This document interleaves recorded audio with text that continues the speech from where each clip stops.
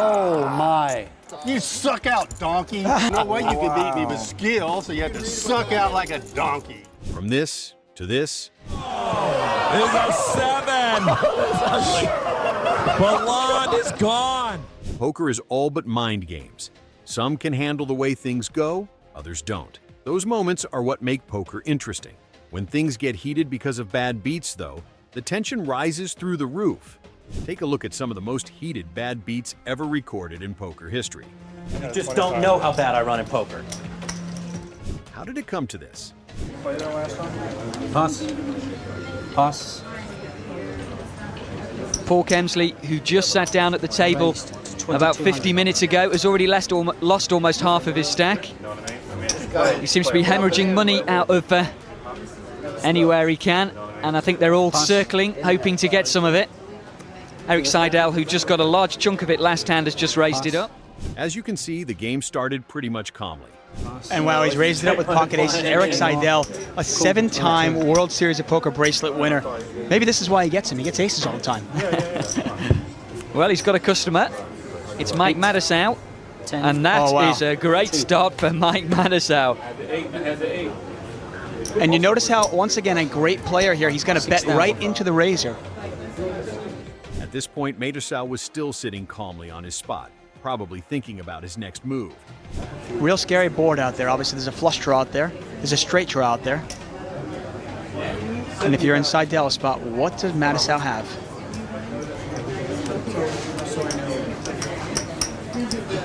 Raised. Seidel's going to raise it up here. No, I'm out. Sorry. Now, how does Mike play it? If he pushes here, he could lose himself a customer. If he flat calls and the turn card doesn't pair the deuce and nothing scary comes, we could have a monster.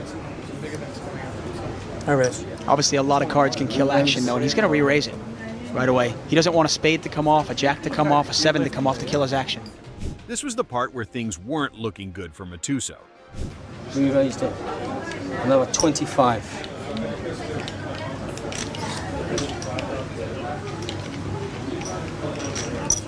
Seidel's really got to decide right now, am I committing myself to this pot or not?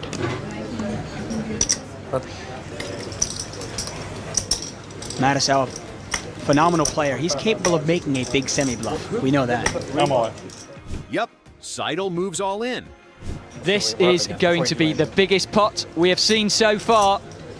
Unbelievable, $154,000. I can give you insurance if you want. I'll tell you what I'll do. You want me to give you insurance? This is what I'm going to do. Hold on one second. Will you please hold on a second? Insurance for you. Where have you got insurance? Hang on one second. As you may have noticed, Mike is becoming irritable until... All right, just go. Forget it. One time. Let's go. One time. 7. And there's the turn. Turn 7 of diamonds. And the river. And the river's a 7. I cannot believe it. Pocket ace is going to win it there. I want to do something. And Mattisau is going to lose it there. I cannot believe it. Seidel catches running 7s to make a bigger 2-pair, and he is going to win $154,000 there. You just don't know how bad I run in poker. Lost $150,000 pot. The storming from the table and mumbling his displeasure are definitely indicators of his heightened emotions. Mattisau there, you heard him say it, heard him even say, you know how bad I run, and you can just look at him fuming there.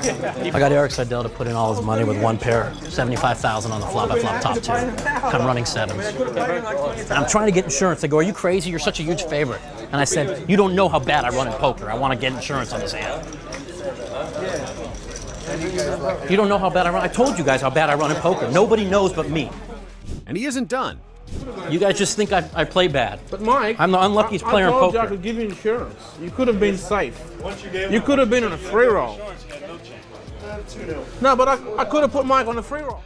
Mind you, Mike Mattisau was neither the first nor the last poker player to have an outburst after losing. Take a look at this. After Mariano opened to $500, Charles 3-bet to $2,000, and Andy Stacks cold-called from the big blind. Andy is the best. Andy might be the best. Mariano's got King 10 suited. The what? The 5? The bike. Charles 3-betting. No anymore. Andy's got ace 4. I don't know. Could we see a cold 4-bet? No, he's going to call, though. Mariano's going to 4-bet, though. Charles calls. And someone followed suit. Andy may be considering something. Good call. He just calls.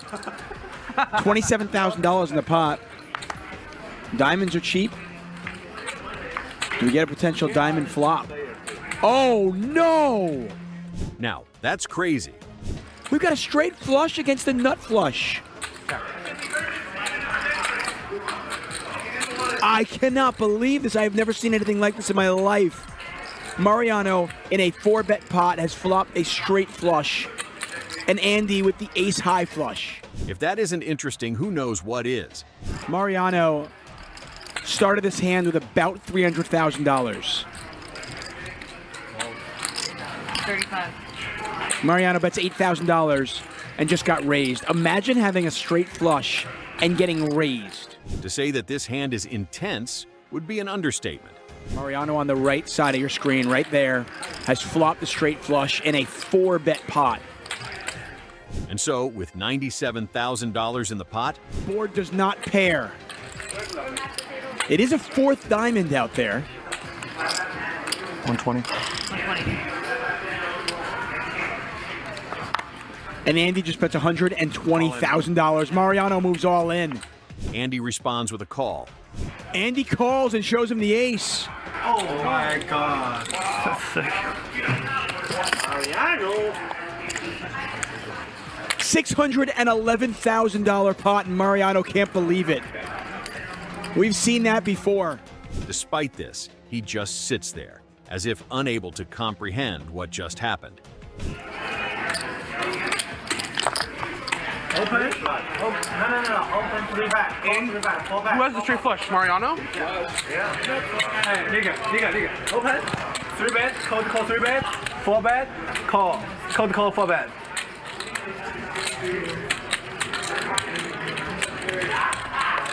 Wow. In the end, You run pretty good. When you 4-bet with this and so this flops. You run pretty good, an understatement. Mariano flops a straight flush. Andy flops the ace-high flush. It all goes in on the river. $611,000 pot. All right. 1, 2, 40, 50. Headed over to a man who was playing 1-3 a couple of years ago. Just unbelievable. listen to this. I mean, the flop a flush over a flush is one thing. Straight flush. Same pot. 2-card straight flush Same situation. against the ace-high flush. Just unreal. Overall, against a huge bet, Mariano jammed pretty quickly, and Andy did not take too much time to call. This is a mega cooler, but if any player is good enough to find a fold here, it's Los Angeles cash game legend Andy Stacks. If Andy took his time, he would almost certainly find a fold. Instead, Andy lost a $600,000 pot to Mariano, and Mariano's mega heater on HCL was fully underway. While this has been pretty interesting, there are more intense ones, and quite mind-blowing too. Sammy Farha versus David Williams. Both players have earned their spot in poker history, with prestigious accolades and massive career wins. But even for these two seasoned veterans, this particular hand took an unexpected and brutal turn.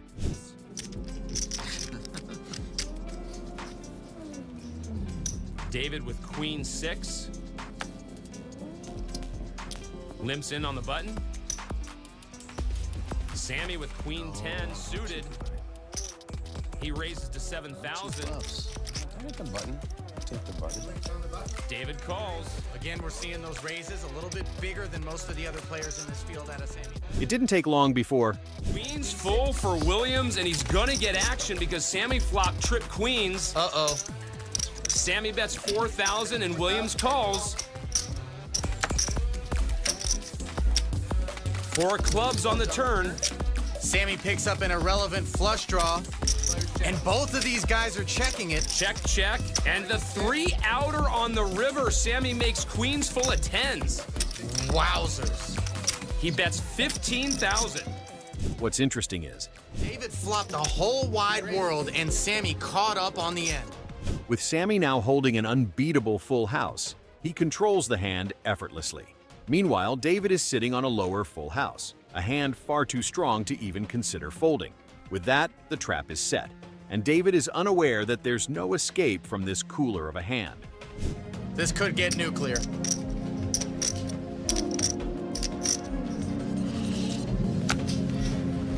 This is all pageantry by Sammy Farha. Endorse. The nuts versus the second nuts. Sammy raises. And some all in. David goes all in. Sammy calls and shows him the unbeatable hand. David's eliminated. Wow. With the river card falling, Sammy Farha hits the only full house that devastates David Williams. It's a classic cooler, where Williams, holding what was an unbeatable full house on the turn, suddenly finds himself crushed by Farha's better one. It's a hand that's as shocking as it is rare, and a reminder that no matter how good you are, poker always has the power to surprise you when you least expect it. The same thing applies to this next game. Now back to our featured table. A couple of big personalities, a couple of big men sitting next to each other, Helmuth and Ballant. There is Russia's Sarkis Akopian, 10-9 offsuit. Nice. And nobody raised yet. Another raise from the Russian player. Makes it 16,000. Action folds over to Ballant. Ballant with ace-queen offsuit. In a small blind. I'm going to raise. Here's what you need to know about Bear. John Rivera had a 9-1 chip lead, heads up, looking for his first bracelet just before the main event, but Matthew Graham beat him. Regardless, I'll play all my chips. And Ballant is going to move all in with ace-queen. Big blind Phil Helmuth folds. So back to Akopian now. He'll need just over 66,000 to call. Yeah, blue. Blue 7. Get it. Blue 13. Cool. And a call from Akopian quickly. Motley 10-9 will call him. Wow. I'm blessed. Oh, God. Did I not raise enough? No. you can just see that Balande is overflowing with energy, to which Akopian responded with, I win. I do need a double up, but man, I don't even understand. We talk a lot about the landmines the pros have to dodge at the main event. Here's one. I love the call, but I'm not very lucky in these kind of situations. Oh, man. Bill, what's going on here? Don't send me home with the 10-9. Please don't send me home with the 10-9. Don't get Phil started on this type of situation. As he said, mathematically, I don't know if that was a correct call. Mathematically, it's not an awful call. I knew you were strong, John. Of course I was strong, but strong or not, 10-9? All right, 10-9 against Balland's ace-queen, and there's an ace. Yes! John Robert loves the call now. Baby. Come on, no jacks, please. No jacks and no sevens. He continued with his hopes for a better hand. No jacks, no sevens, and I don't need any more pairs. No jacks, no sevens, and he doesn't need any more pairs. Deuce ball. It's a 6. That's the card I'm talking Not about. over yet, John Robert. Did I tell you that you look very handsome today, sir? John Robert, he could still hit a 7. Akopian with a straight draw. Ballant thought it was over. Almost, Jean Robert. John Robert, ladies and gentlemen. You know it's a fun table when the players around it are as easygoing as this bunch. Bye-bye. Akopian thinks he's going to hit the 4-outer. Don't do it to me like that. That would be ugly. Akopian needs a 7 for a straight to knock out Jean Robert. River card. Oh! It's a 7. The collective sigh was comical, but that also meant Balland is gone. Thank goodness it wasn't Phil. Oh, God. He came back from China for this? God. he does make his first main event cash, but he's not happy about that right now. That was the sickest, dude. No. Maybe we'll bring Jean Robert back for main event All-Stars. What a way to go. that is indeed a great way to end. But that's definitely the end of intense poker situations. Watch this for more.